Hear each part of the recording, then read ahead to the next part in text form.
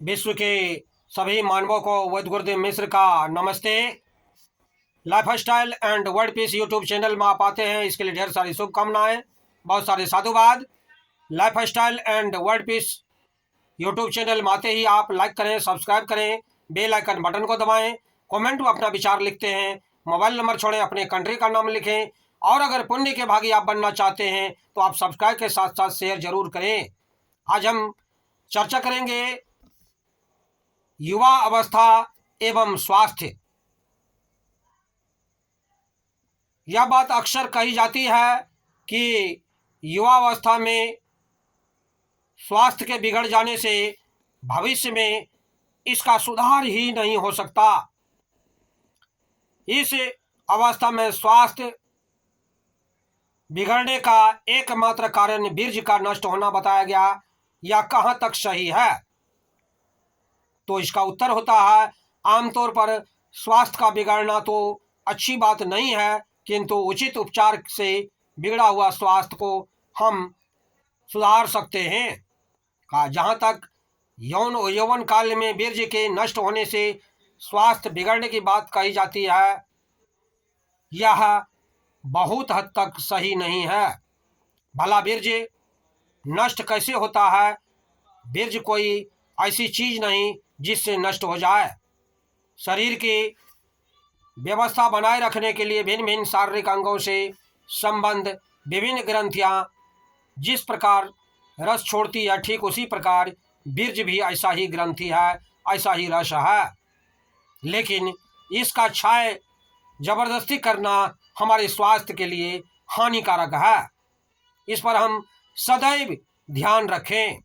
जिसका संबंध हमारे शरीर के यौन एवं सेक्स की क्रियाओं से होता है तथा इनकी व्यवस्था संपादन एवं पदार्थ सहायक सिद्ध होता है, शरीर से बाहर भी निकलता है।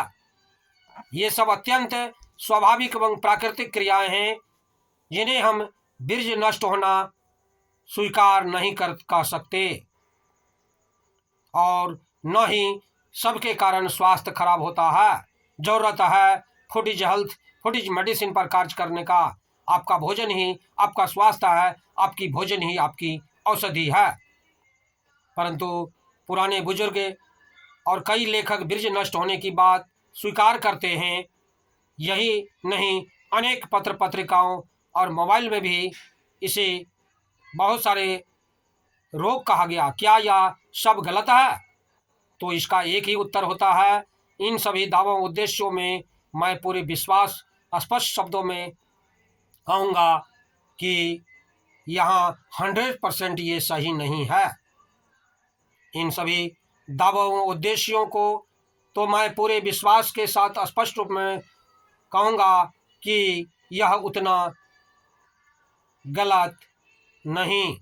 जो लोग आज के वैज्ञानिक युग में भी ऐसी बातें करते हैं, लिखते हैं, उन पर तरस आता है, जाने इन बातों का आधार क्या है। लेकिन इतना याद रखिए, बीर्ज ही आपकी ओज है, बीर्ज ही आपका स्वास्थ्य है, और बीर्ज ही मानव जीवन को लंबी अवधि तक जीवन देती है। अतः हम इसका जितना संतुलित रखें, जितना हम इसे बचा कर रखें, उतना अधिक आपका स्वास्थ्य अच्छा होता है।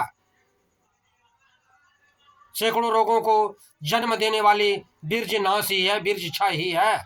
इसका भी हम सदैव ख्याल रखें। और यही कारण है कि मानव जीवन को, विवाहित जीवन में भी संयमता की जरूरत है, उचित जानकारी की जरूरत है।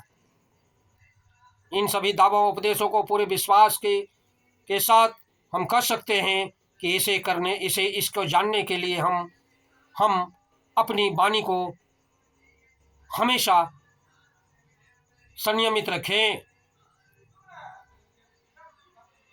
बड़ों का आदर करें, जो गुरुजन हैं उनका सम्मान करें। अधिक धन कमाने की चिंता होती है, ऐसी श्रेणी में बाहर के लोगों का क्या कहा जाए।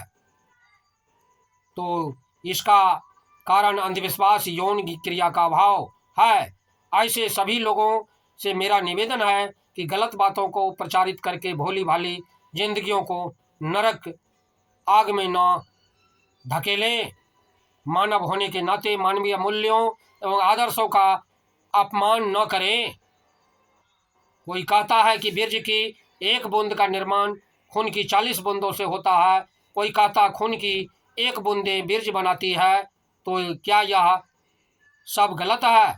निश्चित रूप से इस पर जो है विचार नहीं करके है जाने कि यह तो पूरे गलत है। सच तो यह है कि बीर्ज के साथ हमारे शरीर में संदर्जित रक्त से कोई संबंध नहीं होता है। जैसा कि पहले बताया गया है कि बीर्ज सिर्फ ग्रंथि रस है जिसे बनाने में खून का संबंध उतना नहीं। यह विज्ञान की ऐसी खोज है जिसे किसी भी तरह से गलत नहीं कहा जा सकता। और फिर एक सवाल यह भी पैदा होता है, थोड़ी देर के लिए यदि मान भी लिया जाए कि खून की 100 अथवा 40 बूंदों से बीर्ज की एक बूंद बनती है, तो इस हालत में प्रतिदिन लाखों व्यक्तियों की मौत हो जानी चाहिए। इसलिए कि जब कोई व्यक्ति मैथुन करता है तो एक बार में कम से कम 100 बूंद बीर्ज तो शरीर से बाहर आता ही है। अर्थात एक बार में मैथुन में उसे 10,000 बूंद 1600 मिलीलीटर या 4,000 बूंद 640 ml खून की हानि हुई। अनेक ऐसे भी तो व्यक्ति हैं जो रोज या तीसरे दिन मैथुन करते हैं। यदि इन्हें रक्त से ही बीर्ज या निर्माण होता तो ऐसे व्यक्तियों को मैथुन करने के कुछ ही दिन बाद संसार से विदा हो लेनी चाहिए, क्योंकि खून ही जीवन का आधार है। जितना रक्त कुछ दिनों के लिए नष्ट हो जाएगा, इतना और बनना कदापि संभव नहीं होती। क्या इन गलत बातों का प्रचार करने वाले बतलाएंगे कि इन परिस्थितियों में प्रतिदिन कितने व्यक्तियों की मृत्यु होती है? युवावस्था आरंभ होने पर अर्थात 15-16 वर्ष की आयु में यदि विवाह हो जाए तो इससे स्वास्थ्य पर क्या प्रभाव तो नहीं पड़ता। तो इसका उत्तर होता है, इस संबंध में लड़के या लड़के का विवाह कर देना उचित नहीं। स्वास्थ्य ही नहीं, अन्य किसी तरह से इतनी छोटी अवस्था में विवाह से आगे चल करके मुसीबत बन सकते हैं। शारीरिक स्वास्थ्य पर इसका प्रभाव पड़ता है, क्योंकि इतनी कम आयु में शरीर यौन अंग संस्थान पूर्ण रूप से परिपक्व नहीं होते। ऐसा मकान जिसका अभी निर्माण हो रहा है और जिनके कमरों पर छतें अभी डालनी हो, क्या रहने लायक बन सकता है? इसके अतिरिक्त मानसिक स्वास्थ्य पर भी इसका प्रभाव गलत परिणाम पड़ता है। इस समस्या में प्रायः देखा गया कि मन अस्थिर सा रहने लगता है, शरीर में तनाव सा पैदा हो जाता है, सुस्ती महसूस होने लगती है तथा चेहरे पर कील मुहासे उत्पन्न होने लगते हैं। इस सब का उपचार कैसे किया जाए?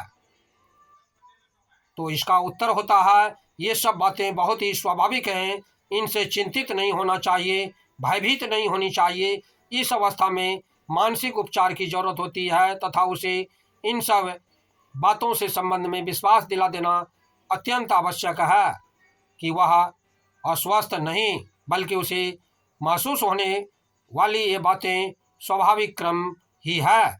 साथ ही उसके भोजन, व्यायाम आदि की ओर ध्यान देना भी आवश्यक है।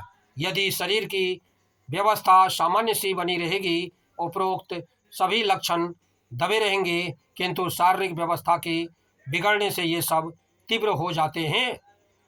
सादा भोजन, व्यायाम इस आयु के लिए इनमें से बहुत ही आवश्यक है और इसके लिए बहुत ही सहायक सिद्ध होते हैं। भोजन हमेशा सादा ही उनके लिए शाकाहारी हो तो सर्वोत्तम है।